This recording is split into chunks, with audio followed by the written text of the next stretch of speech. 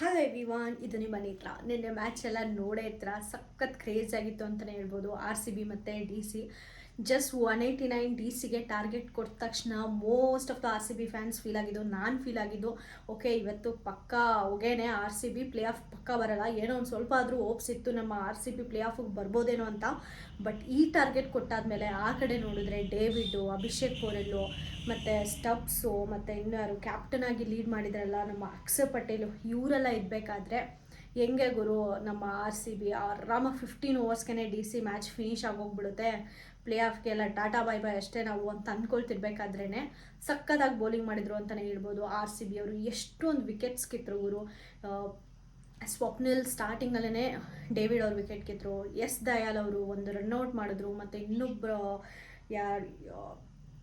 Wicket ಕೂಡ ಕಿತ್ತರು. ಸಿಕ್ಕಾಪಟ್ಟೆ ಚೆನ್ನಾಗಿ ಆಡಿದ್ರು ಅಂತಲೇ ಹೇಳ್ಬೋದು. ಈ ಕಡೆ ಆ್ಯಕ್ಚುಲಿ RCB ಬ್ಯಾಟಿಂಗ್ನ ನಾವು ಕಂಪೇರ್ ಮಾಡೋಕ್ಕೆ ಹೋದರೆ ಯಾವಾಗಲೂ ಕೊಹ್ಲಿ ಅವರು ಸ್ಲೋ ಆಗಿ ಸ್ಟಾರ್ಟ್ ಮಾಡೋರು, ಸಿಕ್ಕಾಪಟ್ಟೆ ಬಾಲ್ ತಿಂದಾಕೋರು ಸ್ಟಾರ್ಟಿಂಗಲ್ಲಿ. ಆದಮೇಲೆ ಅದನ್ನು ರಿಕವರ್ ಮಾಡೋಕ್ಕೆ after like 2 to 3 overs recover ಮಾಡಿಕೊಂಡು ಮತ್ತೆ ಆಡೋಕ್ಕೆ ಸ್ಟಾರ್ಟ್ ಮಾಡೋರು. ಬಟ್ ಈ ಮ್ಯಾಚಲ್ಲಿ ಒಂದು ವಂಡರ್ಫುಲ್ ಥಿಂಗ್ ಆಗಿದ್ದಂದರೆ ಸ್ಟಾರ್ಟಿಂಗಲ್ಲೇ ಸಿಕ್ಕಾಪಟ್ಟೆ ಚೆನ್ನಾಗಿ ಆಡೋಕ್ಕೆ ಸ್ಟಾರ್ಟ್ ಮಾಡಿದರು.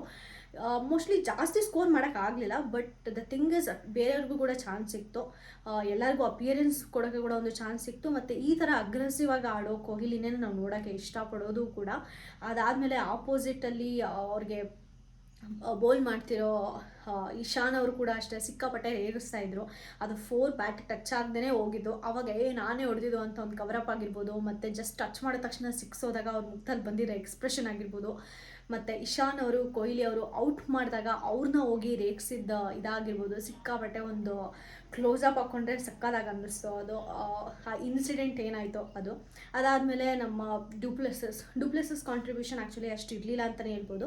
ಪವರ್ ಪ್ಲೇಯಲ್ಲಿ ಸ್ಕೋರ್ ಅಷ್ಟು ಚೆನ್ನಾಗಿ ಆಗಲಿಲ್ಲ, ಬಟ್ ಅದು ಆದಮೇಲೆ ಬಂದ ನಮ್ಮ ವೆಲ್ಜಾಕ್ಸ್ ಆಗಿರ್ಬೋದು, ಇಲ್ಲಾಂದರೆ ರಜತ್ ಪಾಟಿದಾರ್ ಆಗಿರ್ಬೋದು, ಇವ್ರು ಮಾತ್ರ ಸೂಪರಾಗಿ ಆಡಿದರು ಅಂತಲೇ ಹೇಳ್ಬೋದು. ರಜತ್ ಪಾಟಿದಾರ್ಗೆ ಸೀರಿಯಸ್ಲಿ ಕ್ರೆಡಿಟ್ಸ್ ಕೊಡಬೇಕು, ಯಾಕಂದರೆ ಈ ಸ್ಟಾರ್ಟಿಂಗ್ 5 ಮ್ಯಾಚಸ್ ಎಲ್ಲ ಯಾವ್ದು ಗೆದ್ಕೊಂಡು ಬಂದಿದೆಯೋ ಎಲ್ಲದ್ರಲ್ಲೂ ಒಂದು ಹೈಯೆಸ್ಟ್ ಸ್ಕೋರ್ ಅಂತೂ ರಜತ್ ಪಾಟಿದಾರ್ ಕೊಡ್ತಾನೇ ಬರ್ತಾ ಇದ್ದಾರೆ. ಮತ್ತು 50 ರನ್ಸ್ ಎಲ್ಲದರಲ್ಲೂ ಕೊಡ್ತಾ ಇದ್ದಾರೆ. ಎಷ್ಟು ಚೆನ್ನಾಗಿ ಆಡ್ತಾ ಇರ್ತಾರೆ ಅಂದರೆ ಓಕೆ ಚೆಂದ ಇದೆ ಮಾರಾಯ, ಪಕ್ಕಾ 100 ಓವರ್ಸ್ ಆಗೋಷ್ಟೊತ್ತಿಗೆ ಈ ಮ್ಯಾಚ್ ಮುಗಿಯೋಷ್ಟೊತ್ತಿಗೆ ಇವ್ರು ಪಕ್ಕಾ ಸೆಂಚುರಿ ಹೊಡಿತಾರೆ ಇವತ್ತು ಅಂದ್ಕೊಳ್ಳೋ ಅಷ್ಟೊತ್ತಿಗೆ 60 ಕ್ರಾಸ್ ಆಗಲ್ಲ, ಔಟ್ ಆಗೋಗ್ಬಿಡ್ತಾರೆ. ಅದು 50 ಮೇಲೆ 60 ಅಂತ ಕೆಳಗಡೆ ಹಂಗೆ ಆಗಾಗ್ತಾ ಇದೆ ರಜತ್ ಪಾಟಿದಾರ್ ಅವ್ರದ್ದು. ಬಟ್ ಅವ್ರ ಕಾಂಟ್ರಿಬ್ಯೂಷನ್ ಮಾತ್ರ ಸಿಕ್ಕಾಪಟ್ಟೆ ಚೆನ್ನಾಗಿತ್ತು. ವಿಲ್ಜಾಕ್ಸ್ ಅವರು ಅಷ್ಟೇ ತುಂಬ ಚೆನ್ನಾಗಿ ಆಡಿದ್ರು. ಬಟ್ ಅದು ಆದಮೇಲೆ ಬಂದವ್ರು ಯಾರೂ ಆಡಲೇ ಇಲ್ಲ. ಲ್ಯಾಮ್ರೋ ಅವರಾಗಿರ್ಬೋದು, ಮತ್ತು ದಿನೇಶ್ ಕಾರ್ತಿಕ್ ಔಟು ನಂಬಕ್ಕೆ ಆಗಲಿಲ್ಲ. ದಿನೇಶ್ ಕಾರ್ತಿಕ್ ಇದ್ದಾರೆ ಅಂದ ತಕ್ಷಣ ಓಕೆ ಈ ಸಲ ಪಕ್ಕ 250 ಸ್ಕೋರ್ ಬೋರ್ಡ್ ಸೆಟ್ ಆಗುತ್ತೆ ಅಂತ ಒಂದು ಓಪ್ಸ್ ಇಟ್ಕೊಳ್ಬೇಕಾದ್ರೇ ದಿನೇಶ್ ಕಾರ್ತಿಕ್ ಔಟು, ಸಿಕ್ಕಾಪಟ್ಟೆ ಶಾಕಿಂಗ್ ಅದು. ಸೊ 189ಗೆ ಸ್ಕೋರ್ ಬೋರ್ಡ್ ಬಂದಾಗ ಸೀರಿಯಸ್ಲಿ ಸಿಕ್ಕಾಪಟ್ಟೆ ಡಿಸಪಾಯಿಂಟ್ ಆಯಿತು ಅಷ್ಟೇ ಸಲ. ಅದಾದಮೇಲೆ ಬೌಲರ್ಸ್ ಬಂದರು, ಸಿಕ್ಕಾಪಟ್ಟೆ ತಿಂದಾಕ್ಬಿಟ್ರು ಅಂತಲೇ ಹೇಳ್ಬೋದು. ಯಾಕಂದರೆ ಸ್ಟಾರ್ಟಿಂಗಲ್ಲಿ ಡೇವಿಡ್ ಆಗಿರ್ಬೋದು, ಅಭಿಷೇಕ್ ಪೋರೆಲ್ ಆಗಿರ್ಬೋದು, ಸ್ಟಬ್ಸ್ ಆಗಿರ್ಬೋದು, ಇವರೆಲ್ಲ ಇರಬೇಕಾದ್ರೆ ಓಕೆ ನೋಡೋಣ ಏನಾಗ್ಬೋದು ಅಂತ. ಯಾಕಂದರೆ 4 ಮ್ಯಾಚ್ ಗೆದ್ಕೊಂಡು ಬಂದಿರೋ RCBಗೆ ಲಕ್ ಟರ್ನ್ ಆಗಲ್ವಾ ಅನ್ನೋ ಹೋಪ್ಸ್ ಅಂತೂ RCB ಫ್ಯಾನ್ಸ್ ಇನ್ನೊಂದು ಬಾಲ್ ಇದೆ ಅಂದರೂ ಕೂಡ ಮೋಸ್ಟ್ಲಿ ವಂಡರ್ಫುಲ್ ಆಗಿಬಿಟ್ಟು 100 ರನ್ಸ್ ಬರ್ಬೋದೇನೋ ಅನ್ನೋಷ್ಟು ಕ್ಯೂರಿಯಾಸಿಟಿಗೆ ಯಾವಾಗ್ಲೂ RCBಗೆ ಪಾಸಿಟಿವ್ ಆಗೇ ಇರ್ತೀವಿ. ಹಂಗೇ ನೋಡ್ಕೊಂಡು ಹೋಗಿದ್ದು. ಅಲ್ಲಿ ನೋಡಿದ್ರೆ 140ಗೆ ಎಲ್ಲ ಆಲ್ಔಟ್ ಮಾಡಾಕ್ಬಿಟ್ರು, ಅಷ್ಟು ಚೆಂದ ಬೌಲ್ ಮಾಡಿದರು ಅಂತಲೇ ಹೇಳ್ಬೋದು. ಇನ್ನು ಯಾವಾಗ ಔಟ್ ಆದರು ಅಂತ ಅಂದರೆ let me just open the score board. Actually David Warner ಮತ್ತು ಅಭಿಷೇಕ್ ಪೋರೆಲ್ ಆಗಿರ್ಬೋದು, ಓಪ್ಸ್ ಆಗಿರ್ಬೋದು, ಯಾರೂ ಜಾಸ್ತಿ ಹೊಡೆದಿಲ್ಲ ರನ್ಸು ಹೇಳ್ಬೇಕಂದ್ರೆ. ಡೇವಿಡ್ ವಾರ್ನರ್ ಜಸ್ಟ್ 1 ರನ್ ಹೊಡೆದ್ರು, ಅಷ್ಟರಲ್ಲೇ ಸ್ವಪ್ನಿಲ್ ಬಂದುಬಿಟ್ಟು ಅವ್ರ ವಿಕೆಟ್ನ ಕಿತ್ತಾಕ್ಬಿಟ್ರು, ಸಿಕ್ಕಾಪಟ್ಟೆ ಕ್ರೇಜಿಯಾಗಿ ಆಡಿದರು ಅಂತಲೇ ಹೇಳ್ಬೋದು. ಸ್ವಪ್ನಿಲ್ ಯಾವಾಗ ಈ RCB ಟೀಮ್ಗೆ ಜಾಯಿನ್ ಆದರೂ ಆವಾಗಿಂದ ಒಂದು ಲಕ್ಪತಿ ಅಂತಾರಲ್ಲ ಅದು ಅಂಟ್ಕೊಂಡ್ಬಿಟ್ಟಿದೆ ಅಂತ ಹೇಳ್ಬೋದು. ಫುಲ್ ಬ್ಯಾಕ್ ಟು ಬ್ಯಾಕ್ ವಿನ್ನೆ. ಅದ್ರ ಬದಲು 5 ಮ್ಯಾಚ್ ಸೋಲ್ಕೊಂಡು ಬಂದ್ರಲ್ಲ, ಅದರ ಒಂದೇ ಒಂದು ಮ್ಯಾಚ್ ಇವತ್ತು RCB ಗೆದ್ದುಬಿಟ್ಟಿದ್ದರೆ ಆರಾಮ ಪ್ಲೇ ಆಫ್ಗೆ ಹೋಗ್ಬಿಟ್ಟು ನಮ್ಮ RCB ಫ್ಯಾನ್ಸ್ ಎಲ್ಲ ತಣ್ಣಗೆ ಮಲ್ಕೊಂಡಿರೋರು, ನಮ್ಗೆ ಚಾನ್ಸೇ ಕೊಡ್ತಾ ಇಲ್ಲ. RCB ಫ್ಯಾನ್ಸ್ ಯಾವಾಗಲೂ ಒಂದು ಏನದು ಕ್ಯೂರಿಯಾಸಿಟಿಗೆ ಸತ್ತೋಗೋ ಥರ ನೋಡ್ತಾ ಇರ್ತೀವಿ. RCB ಅಷ್ಟು ಡೇಂಜರ್ ಝೋನಲ್ಲಿ ಬಂದು ಕುತ್ಕೊಂಡಿರುತ್ತೆ ಯಾವಾಗ್ಲೂ. ಬಟ್ ಫಾರ್ಚುನೇಟ್ಲಿ ಇಲ್ಲಿವರೆಗೂ ಹ್ಯಾಪಿನೆಸ್ಸೇ ತಂದಿದೆ. ಪ್ಲೇ ಆಫ್ಗೆ ಹೋಗಲಿ, CSK ಹೊಗೆ ಹಾಕ್ಕೊಳ್ಳಿ. ಇವಾಗ CSK ಮತ್ತು RCB ಮ್ಯಾಚ್ ಆಡ್ತಿರೋದು, ಮತ್ತು ಒಂದಾದರೂ ಒಂದು SRH ಸೋಲಿ, ಆವಾಗ ನಮಗೆ ಪ್ಲೇ ಆಫ್ಗೆ ಹೋಗೋ ಚಾನ್ಸಸ್ ಜಾಸ್ತಿ ಇರುತ್ತೆ ಅಂತಲೇ ಅಂದ್ಕೊಳ್ಳುವ. ಇನ್ನು ಯಾವಾಗ ವಿನ್ ಆದರು ಅಂತ ಯಾವಾಗ ವಿಕೆಟ್ ಕಿತ್ತರು ನಮ್ಮ RCB ಅವರು ಅಂತ ನೋಡೋಕೆ ಹೋದರೆ ಡೇವಿಡ್ ವಾರ್ನರು ಜಸ್ಟ್ 1 ರನ್ನು 2 ಬಾಲ್ಸ್ಗೆ ಆವಾಗಲೇ ಸ್ವಪ್ನಿಲ್ ಅವ್ರು ಬಂದುಬಿಟ್ಟು ವಿಕೆಟ್ ಕಿತ್ತಾಕಿದ್ರು. ಫೆಂಟಾಸ್ಟಿಕ್ ಅಂತ ಅನ್ನಿಸ್ತು ಸೀರಿಯಸ್ಲಿ. ಅವಾಗ ನಂಗೆ ಸಿಕ್ಕಾಪಟ್ಟೆ ಓಪ್ಸ್ ಬರೋಕ್ಕಾಯಿತು. ಆ ಅಭಿಷೇಕ್ ಪೋರೆಲ್ ಮತ್ತು ಅವರೆಲ್ಲ ಇದ್ದರೂ ಕೂಡ, ಯಾಕಂದರೆ ಡೇವಿಡ್ ಅವರು ಗೊತ್ತಲ್ಲ ಹೆಂಗೆ ಹೊಡಿತಾರೆ ಅಂತ. ಸೊ ಅವಾಗ ಒಂದು ಸ್ವಲ್ಪ ಖುಷಿ ಆಯಿತು. ಮತ್ತು ನಮ್ಮ ಜಾಕ್ ಬಂದರು. ಆ್ಯಕ್ಚುಲಿ ಜಾಕ್ ಅವ್ರು ತುಂಬ ಚೆನ್ನಾಗಿ ಆಡಿದರು ಅಂತ ಹೇಳ್ಬೋದು. 8 ಬಾಲ್ಸ್ಗೆ ಅಪ್ರಾಕ್ಸಿಮೇಟ್ಲಿ 21 ರನ್ಸ್ ಹೊಡ್ಕೊಂಡು ಬಂದರು.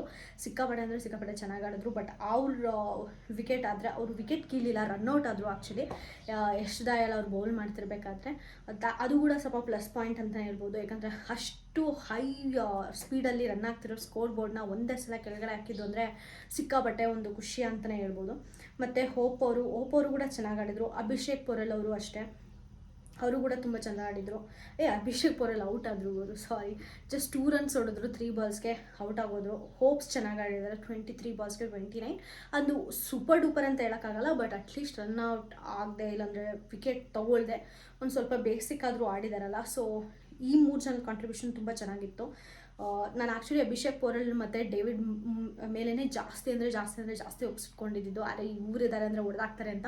ಬಟ್ ಇವ್ರು ಡಕ್ಔಟ್ ಆಗಿದ್ದೇ ನಮ್ಮ RCBಗೆ ಪ್ಲಸ್ ಅಂತ ಹೇಳ್ಬೋದು.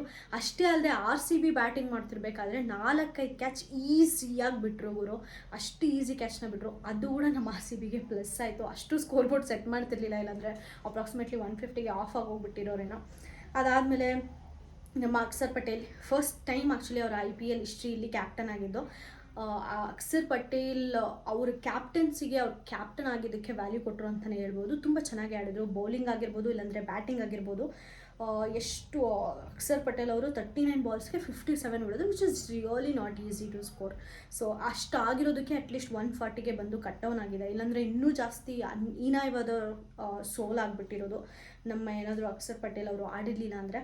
ಅದಾದಮೇಲೆ ಸ್ಟಪ್ಸು ಏನು ಎಕ್ಸ್ಪೆಕ್ಟೇಷನ್ ಇಟ್ಕೊಂಡಿದ್ರೆ ಎಲ್ಲಿ ಬಂದು ನಿಲ್ಲಿಸ್ಬಿಟ್ರು ಅಂದರೆ ಬಾಯಿ ಮೇಲೆ ಬೆಳ್ಳಿಕೊಂಡು ಕೂತ್ಕೊಂಡ್ಬಿಟ್ಟೆ ನಾನು. ಅದು ಏನು ಗುರು, ನಾನು ಅಂದ್ಕೊಂಡಿದ್ದೊಂದು ಆಗ್ತಿರೋದೊಂದು. ನಮ್ಮ RCB ಮಾತ್ರ ಏನದು ನರಿ ನೋಡಿ ಬಂದುಬಿಟ್ಟಿದ್ದಾರೆ. ಲಕ್ ಅಂದರೆ ಲಕ್ಕು, ಆ ಥರ ನರಿ ಸ್ವಪ್ನಿಲೇ ಆಗೋಗ್ಬಿಟ್ಟಿದ್ದಾರೆ ಅಂತಲೇ ಹೇಳ್ಬೋದು. ಲಕ್ಕಿ ಚಾಮು ಅಷ್ಟು ಚೆನ್ನಾಗಿ ಆಡ್ತಾ ಇದ್ದಾರೆ. ಗ್ರೀನು ರನ್ಔಟು, ಓ ಮೈ ಗಾಡ್ ಸೂಪರ್. ಅಲ್ಲಿಗೆ ಓಕೆ ಬಿಡು, ನಮ್ಮ RCBನೇ ವಿನ್ನು ಅಲ್ಲಿಗೆ ಡಿಸೈಡ್ ಆಗೋಗ್ಬಿಟ್ವಿ. 140ಗೆ ಆಲ್ ಔಟ್ ಮಾಡಿದರು. ತುಂಬ ಕ್ರೇಜಿಯಾದ ಮ್ಯಾಚ್ ಅಂತಲೇ ಹೇಳ್ಬೋದು.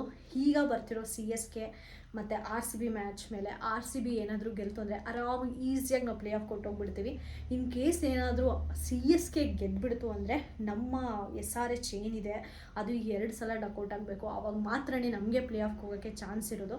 ನೋಡೋಣ ನಮ್ಮ RCB ಮತ್ತೆ ಬಾಯಿಗೆ ಬರ್ಸಿ ಟಾಟಾ ಬಾಯ್ ಹೇಳಿಸ್ತಾರ, ಇಲ್ಲಾಂದರೆ ಪ್ಲೇ ಆಫ್ಗೆ ಹೋಗಿ ನಮ್ಗೆ ಇನ್ನೂ ಮಜಾ ಬರೋ ಥರ ಗೇಮ್ ಆಡ್ತಾರಾ ಅಂತ. ಇಷ್ಟೇ ನಾನು ಈ ವಿಡಿಯೋಲಿ ಹೇಳೋಕ್ಕೆ ಇಷ್ಟಪಟ್ಟಿದ್ದು. ನಿಮಗೆ ಈ ವಿಡಿಯೋ ಇಷ್ಟ ಆದರೆ ಪ್ಲೀಸ್ ಲೈಕ್ ಮಾಡಿ, ಶೇರ್ ಮಾಡಿ, ಸಬ್ಸ್ಕ್ರೈಬ್ ಮಾಡ್ಕೊಳ್ಳಿ, ಗೊತ್ತಿರೋರಿಗೆ ಶೇರ್ ಮಾಡಿ, ಆದಷ್ಟು ಫುಲ್ ವಿಡಿಯೋ ನೋಡೋಕ್ಕೆ ಟ್ರೈ ಮಾಡಿ ಅಂತ ಹೇಳ್ತಾ ನಾನು ಈ ವಿಡಿಯೋನ ಮುಗಿಸ್ತಾ ಇದ್ದೀನಿ. Thank you so much.